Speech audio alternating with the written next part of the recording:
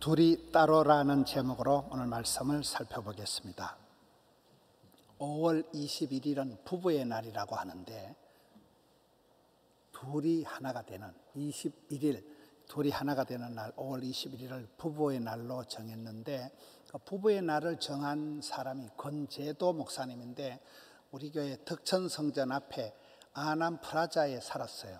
거기 살면서 덕천성전에 이제 출석을 할 때 그 목사님이 정해가지고 이걸 유엔이 정하고 국회에서 인정을 하고 해서 5월 21일 둘이 하나가 되는 날 이렇게 해서 부부의 날로 제정을 했습니다.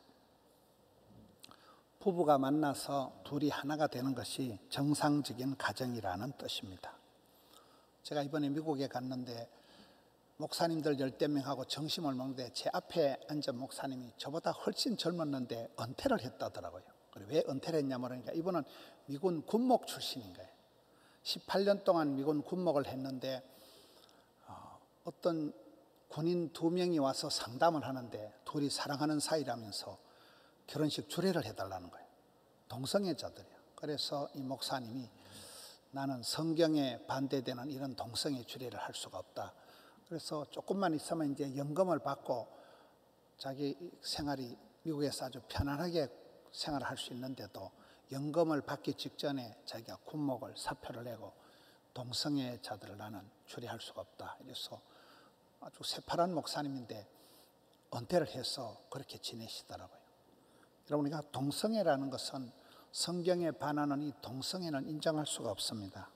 그런데 오늘 성경에 있는 말씀은 이 둘이가 하나가 되는 게 가정의 부부의 원리지만은 세상에서 가장 코드가 안 맞는 게 부부관계라는 거예요. 부부관계는 워낙 안 맞기 때문에 로또와 같다는 거예요. 아무리 사도 안 맞아요.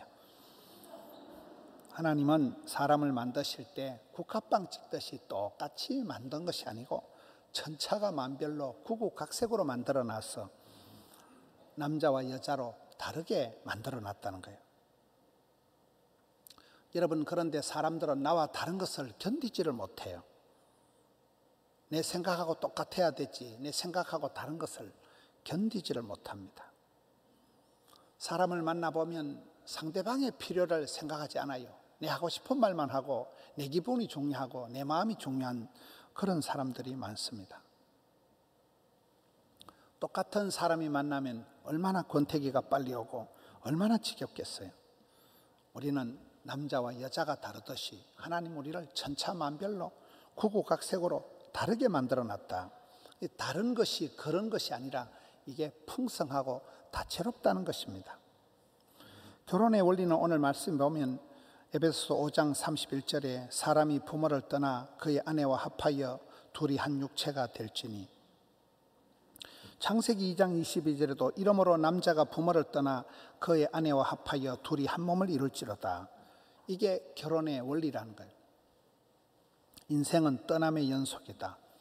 여러분, 사람이 가장 자연스러운 포뮬을 꼬부리고 있는 거예요. 엄마 뱃속에 양수 속에 어린 아기가 태아가 있는 그 원형적인 모습이 가장 사람이 편안한 모습이라는 거예요. 그러나 아무리 엄마 뱃속에 모태가 편안해도 10달이 되면 아이가 태어나야 되는 것입니다. 아이가 아무리 귀여워도 유치원을 보내고 남자는 군대를 보내야 됩니다. 세월이 지나면 사랑하는 이들도 나를 떠나가고 결국은 나 홀로 남는 것입니다. 전 이번에 미국 가보니까 80이 넘으신 그런 분들이 제 설교를 많이 듣고 있는 거의 중독이 되다시피 설교를 들은 분들이 있더라고요. 근데 그분들의 고백이 평생을 그렇게 열심히 살아와서 아주 미국에서 저택을 구입하고 잘 살아가는데 이제 사랑하는 가족들이 다 떠나간 거예요. 남편도 떠나고 모든 가족이 다 떠나고 자기 혼자 남았다는 거예요. 목사님, 제 인생이 축복이에요 저주예요 이렇게 물으시더라고요. 그래서 제가 권사님, 축복입니다. 인생은 떠나는 과정이에요. 모든 사람이 내 곁을 떠나갑니다. 세월이 지나가면 사랑하는 가족도 떠나가고 이 육신마저도 우리가 이 땅에 두고 다 하늘나라로 우리 영혼이 올라가는 것입니다.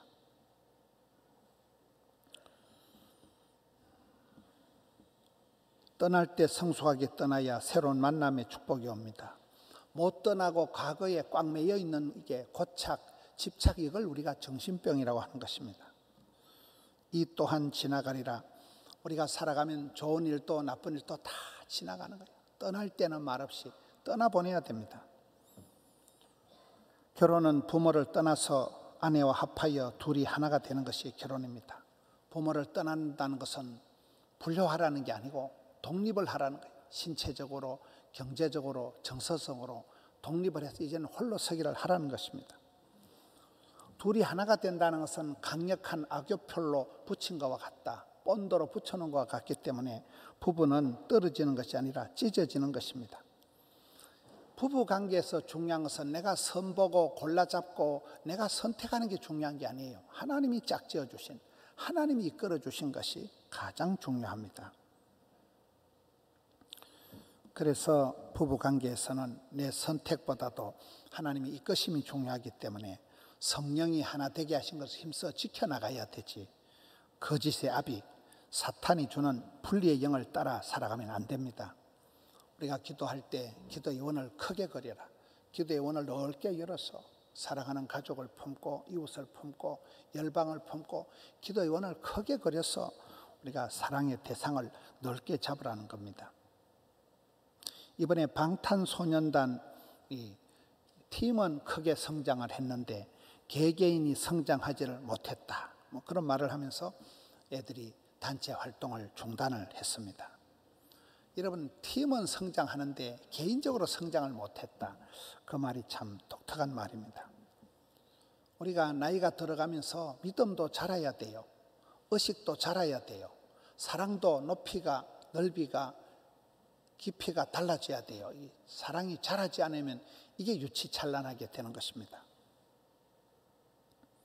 부부가 만나면 엄청 싸우고 적과의 동침, 사랑과 전쟁이 벌어지고 문화 충돌이 일어납니다. 세상의 궁합이 안 맞는 것이 부부 관계이기 때문에 그렇습니다. 집안 대 집안이 붙는 거예요. 역사적 사명을 띠고 싸웁니다. 그런데 젊어서 많이 싸워야 황혼 이혼을 안 한다고 합니다. 싸움도 적극적인 대화이다. 가장 비참한 관계는 부부 싸움도 안 되는 관계라는 거예요. 완전히 포기를 하고 기대가 1도 없는 상태에서는 부부 싸움도 안 되기 때문에 부부 싸움이 안 되는 가정은 가장 비참한 가정이라는 거예요. 여러분, 우리는 하나님이 짝지어 주신 가족이든지 회사에서 직장에서 사람을 만나든지 교회에서 사람을 만날 때 하나님이 짝지어 주신 만남을 판단을 하거나 멸시를 하거나 부끄러워하면 안 됩니다. 창세기 2장 25절에 보면 아담과 하와가 빨가벗었는데도 한 개도 안 부끄러워하는 거예요. 흉허물이 없어진다는 것입니다. 디모데후서 1장 8절에 보면 바울이 너는 나를 부끄러워하지 마라. 감옥에 갇힌 나를, 복음 전하다가 고생하는 나를 부끄러워하지 마라. 쪽팔리게 생각하지 마라. 그런 말씀을 합니다. 우리는 살아가면서 하나님께서 짝지어 주신 사람을, 하나님의 계획을 봐야 되지, 도무지 나와 맞지 않는 사람, 그런 사람을 통해서 오히려 철을 날카롭게 함같이 싸움과 충돌, 갈등을 통해서 몽실이가 되어가는 것입니다. 가정생활을 수십 년 해보면 그 사람은 인생 종합대학 고생학과를 졸업하게 되어서 그야말로 인생의 박사가 됩니다. 하나님은 가정이라는, 만남이라는 그런 독특한 과정을 통해서 우리를 만들어 가시는 거예요. 따듬어 가시는 거예요. 오랜 세월 동안 하나님 뜻이 계셔서 철을 날카롭게 한다. 모진 사람이 모진 사람을 만나서 변화의 과정을 거치게 되는 것입니다. 그래서 우리는 하나님이 내게 부탁하신 사람이나 하나님께서 내게 하라고 하는 그 일에 대해서, 사역에 대해서 쪽팔려 하면 안 됩니다. 하나님께서는 도무지 경건치 않은, 사람 같지 않은 나도 붙들고 끝까지 포기하지 않고 끌고 가시는 하나님이시기 때문에, 예수님께서도 경건치 않은 나를, 죄인된 나를 사랑하시기 때문에 우리도 그런 마음으로 사람을 대해야 됩니다. 여러분들 때 나는 신통찮은 사람 같지만은 신통찮은 나를 통해서도 하나님의 능력을 보여주고, 내가 하는 일이 보잘것없는 일 같지만은 내가 하는 그 일을 통해서 하나님이 구원 역사를 베풀어 가시는 거예요. 전도에 미련한 것으로 구원 역사를 이루어 가시기 때문에 우리가 어떤 경우에도 포기하지 말고 판단하지 말고 계속해서 주님의 기쁨이 되어야 되는 것입니다. 오늘 본문의 에베소서에서는 남편과 아내가 사랑하고 하나 되는 것을 이 비밀이 크도다 이렇게 설명을 하고 있습니다. 너무나 그 사랑이 기가 막힌 신묘막측한 사랑이기 때문에 성경은 비밀이다 이렇게 얘기를 하고 있습니다. 바울이 신랑 신부 남편과 아내 부부 관계에 대한 사랑을 이야기하다가 갑자기 내가 지금 그리스도와 교회에 대해서 말한다 이렇게 말하고 있습니다. 가정생활이나 교회생활, 신화생활이 원리가 똑같다는 거예요. 사랑의 공동체가 돼야 된다는 거예요. 사랑만이 해답이 된다는 거예요. 우리가 천사의 말을 할지라도 네 몸을 불사르게 내어줄지라도 산을 옮길 만한 믿음이 있을지라도 사랑이 없으면 아무 소용이 없다고 하기 때문에 내 사랑이 얼마나 자라느냐, 내가 얼마나 사랑의 관계로 만났냐 이거를 점검해 봐야 됩니다. 남편과 아내 사이에 사랑하고 존경하듯이 그리스도와 교회 사이에도 그와 같은 순종과 충성이 생기는 것입니다.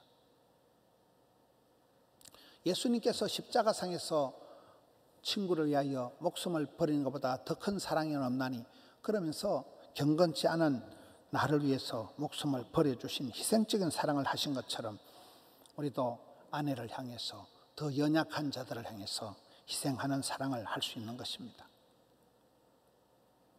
아내는 신랑 대신 그리스도께 복종하듯이 순종하고 복종해야 됩니다. 그래서 오늘 33절에 너희도 각각 자기의 아내 사랑하기를 자신같이 하고 아내도 자기 남편을 존경하라 이렇게 얘기합니다. 사랑의 흐름에서 하나님은 경외하고, 경외한다는 말은 약간 두려운 것이, 약간 공경하는 것이, 그렇게 사랑하는, 사랑과 공경과 두려움이 합쳐진 말을 경외라고 합니다. 하나님은, 우리가 하나님 보고 귀엽다 이래 못하잖아요. 하나님은 경외하고, 부모님은 받들어 공경을 하고, 부부간에는 존경을 하고, 형제간에는 우애를 하고, 이 다 사랑의 표현들입니다. 저는 성경의 3대 명령도 보면서 전부 사랑에 대한 말씀이구나. 성경의 3대 명령이 창세기 1장 28절에 문화대명령입니다. 생육해라, 번성해라, 충만해라, 정복해라, 다스리라. 이게 무슨 뜻일까요? 일을 사랑하라는 거예요. 하나님 나한테 일을 잔뜩 맡겨가지고 골병 들게 해서 나를 죽이려고 그러는 게 아니라 하나님 내게 맡기신 사명을 사랑하라는 거예요. 일 복이 많은 게 복이 많은 자고, 일도 사랑하는 사람을, 즐겁게 일하는 사람은 천재도 못 이깁니다. 문화명령은 일을, 사명을 사랑하라는 얘기입니다. 세마명령은 뭡니까? 신명기 6장 4절에 마음을 다하여 힘을 다하여 뜻을 다하여 주 너희 하나님을 사랑하라. 사랑에 대한 말씀입니다. 하나님을 사랑하는 것이 모든 인간관계의 첫 단추입니다. 세 번째, 성교 대명령, 지상 대명령, 마태복음 28장은 뭘까요? 땅 끝까지 끝날까지 생명을 사랑하라는, 제자를 만들어서 사람을 살리는 생명을 사랑하라는 우리 주님의 3대 명령은 전부 다 사랑에 대한 말씀입니다. 다일 공동체가 있습니다. 다일 공동체라 말은 다양성 가운데 일치를 이룬다. 여러분, 교회라는 데는 별의별 사람이 다 모이는 데가 교회입니다. 온갖 종류의 사람들이 다 모이기 때문에 갈등과 다툼이 일어날 수가 있습니다. 그런데 그 궁합이 안 맞고 코드가 안 맞는 것이, 그게 오히려 축복이 된다는 거예요. 여러분, 찬양대 보면 테너는 테너고 알토는 알토고 소프라노는 소프라노고 베이스는 베이스고 전 소리가 다르지만 그 다른 소리가 만날 때 하모니가 되고 합창이 되듯이 우리 인생도 그렇다는 거예요. 싸울 때 곱게 싸우라. 부부 싸우면 가정의 부흥에다 이러잖아요. 저녁에 한 따가리 하고 새벽에도 와서 회개하고 또 힘을 내어서 내일 저녁에 또 한 따가리 하고 또 모레 새벽에 회개하고 한참을 그래 싸우다 보면 싸울 일이 없어져요. 몽실이가 다 됩니다. 싸울 때 미천이 드러나고 상대방의 본심을 알게 되고 실망을 하지만은 그때 아버지 하나님께서 자식을 불쌍히 여김같이 그런 긍휼 사역이 생기고, 예수님께서 친구를 위하여 십자가에 목숨을 버리고 우리를 희생해 주신 것처럼 희생적인 사랑을 할 수가 있고, 여러분 성령님께서 장탄식을 하시면서 내 연약함을 도우시기 때문에 우리가 사람을 볼 때 실망하고 그렇지만은 더 그들을 연민의 정을 가지고 보게 된다는 것입니다. 내 인격의 한선에서 나는 할 수 없는 죄인이구나 내 자신을 비로소 깨닫게 되는 것입니다. 여러분, 부부생활, 가정생활이라는 것은 내가 못하는 것을 상대방이 하고 배우자가 못하는 걸 내가 하고 그게 그렇게 돌아가는 것입니다. 사람에게 실망을 하고 인간관계에 변덕이 죽을 듯하는 인간관계 속에서 오히려 변찮는 주님의 사랑을 깨닫게 되는 것입니다. 요철이 생겨서 도무지 아구가 안 맞는 것 같지만 이게 세월이 지나면 꽉 맞아서 아내가 못하는 일을 남편이 하고 남편이 안 되는 일을 아내가 하는 것입니다. 고부 간의 갈등, 부부 간의 갈등, 성도 간의 갈등이 없는 가정이 없어요. 부부 간의 대화는 대놓고 화를 내는 것인데 그렇게 화를 내고 하지만은 세월이 지나가면서 서로가 닮아가는 것입니다. 갈등이라는 건 칡갈자, 등나무 등자는 게 자라는 방향이 다르다는 거예요. 칡나무, 등나무가 비비베베 꼬면서 나무를 칭칭 가면서 돌아가는 그걸 갈등 구조라고 하는 것입니다. 그런데 그것이 방향이 안 맞는 것 같지만은 세월이 지나면 동아줄을 삼겹줄로 엮어서 놓은 것처럼 견고하게 됩니다.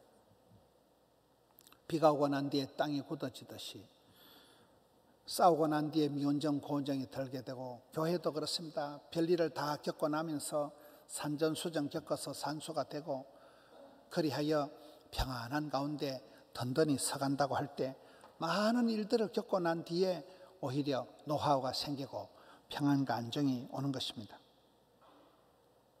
우리가 이중적인 사람을 보면 저 사람은 왜 저렇게 이중 플레이를 하는가, 사기꾼인가 이렇게 얘기들을 하지만은 여러분, 어떤 면으로는 의식이 분화가 되고 철이 들면 사람이 달라집니다. 한 가지를 가르쳐주면 10가지를 하고 100가지를 이해를 하고 10,000가지 은혜를 받고 나면 아주 사람이 은혜와 풍성한 여유가 만만한 사람이 되는 것입니다.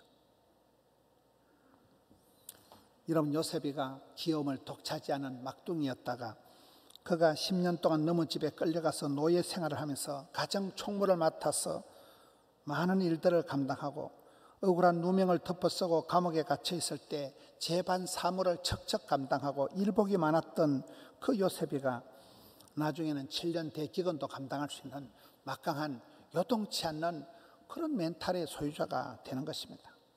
사도 바울이 나는 일체의 비결을 배웠다, 자족하기를 배웠다, 그런 삶의 과정을 통해서 세상에 감당할 수 없는 거침없이 담대하게 나가는 바울이 되는 것입니다.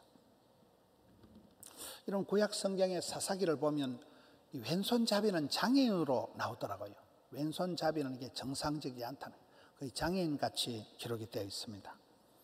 손흥민이는 보니까 왼발도 잘 쓰고 오른발도 잘 쓸 수 있다는 거예요. 이런 그게 이상한 게 아니라 그야말로 올라운드 플레이어가 되는 것입니다. 월드 클래스가 되는 것입니다. 남들이 볼 때 내가 잘나고 못나고가 중요하지 않아요. 하나님 우리를 만드실 때 뜻이 계셔서 천차만별로 우리를 만들었기 때문에 우리는 다른 사람하고 똑같지를 않아요. 어떤 부부관계도 그 성격이 취향이 똑같지를 않아요. 거의 상극이에요. 그런데 그 다름을 통해서 오히려 남편이 못하는 걸 아내가 하고 아내가 안 되는 걸 남편이 하면서 부부관계가 오히려 가정이 더 원만하고 풍성한 가정이 된다는 것입니다. 남들이 내 생각과 똑같이 되기를 기대하지를 마세요. 남들이 나와 같이 되기를 강요하지를 마세요. 사람을 바꾸려고 덤비지 마라. 교육무용론, 회의회의론, 훈련 불가론이 있다는 거예요. 예수님께서도 나 같은 사람을 한 번도 포기하지 않으시고 끝까지 붙들고 가시는데 우리는 나와 다른 사람을 용납하지 못하고 나와 생각이 다르고 뜻이 다른 사람을 아주 경멸하고 그렇게 되기가 쉽습니다. 나와 다른 사람을 인정하고 배려할 줄 알아야 됩니다. 살아있는 모든 존재를 존중해야 됩니다. 왜냐하면 하나님께서도 그들을 사랑하시기 때문에 그렇습니다. 둘이가 하나가 되는 것이 아니라 부부가 같이 경부선 철도를 보면 서울역에서 출발해서 부산역 올 때까지 똑같이 그런 일정한 거리를 두고 항상 같이 경부선 철로가 달리는 것과 같습니다.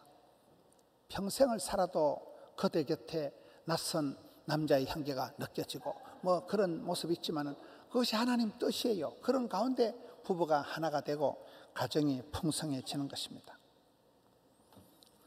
둘이 한 방향을 바라보고 멀고도 긴 인생길을 주와 같이 동행하게 되는 것입니다.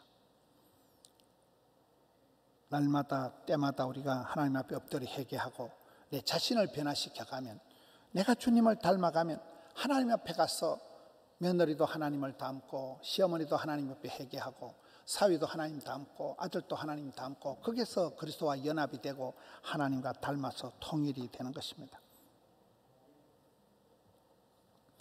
둘이 따로라는 것은 내 마음 나도 잘 모르는데 내 의지로 내 자신도 나를 마음대로 컨트롤할 수가 없기 때문에 그렇습니다. 내가 만나는 사람을 가르치려고 덤비지 말라는 거예요. 내가 만나는 사람이 누구든지 나는 사랑하며 섬겨야 될 대상이지 내가 그 사람을 가르쳐 먹으려고 덤비지 말라는 거예요. 배우자와 나와 다른 부분이 있을 때 뜯어 고치려고 하지 말고 나와 다른 부분을 인정을 하고 존중을 하라는 것입니다. 부부가 서로 닮아가듯이 배우자가 연합이 되고 한 몸이 되면서 그렇게 세월이 지나가면 우리가 그리스도를 닮아가는 것입니다. 사람 냄새가 아니라 그리스도의 향기가 나는 사람이 되는 것입니다. 저 사람은 천상 집사님이다. 저 사람은 천상 크리스찬이구나. 그렇게 깨닫게 되는 것입니다. 여러분, 내 자식일지라도 내 뜻을 따르라고 강요를 하면 안 돼요. 내가 놓은 내 아들, 내 자식일지라도 부담을 주면 안 됩니다. 왜냐하면 그들도 다 하나님 앞에 독립적인 인격체이기 때문에 지가 하나님 앞에 은혜 받고 지가 믿음이 자라가야 되는 것이지, 부모님한테서 온실한 하초처럼 자라고 과보로 자란 자식은 과보다 못하다, 이런 말이 있는 것입니다. 신앙생활도 그렇습니다. 우리가 신앙생활할 때 주님을 이용하려고 하면 안 돼요. 내가 급할 때 아쉬울 때만 하나님을 찾고 평소에는 내 마음대로 살아가고 내가 급할 때만 주님을 부르고 그렇게 하지 말라는 거예요.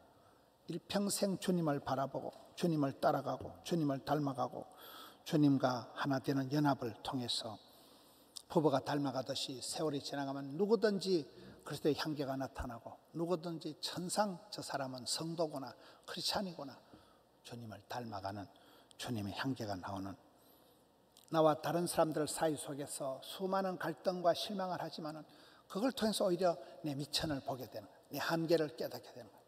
하나님께서는 상종할 수 없는, 사랑할 가치가 없는 나도 평생을 붙들고 포기하지 않고 사랑해 주셨듯이 우리도 그런 마음으로 배우자를 또 가족을, 이웃을, 성도를 대하면서 이 어려운 세상을 살아갈 때 사랑하고 존경하는 삶을, 사랑하며 섬기는 삶을 감당하는 우리 모든 성도님들 되시기를 축원합니다.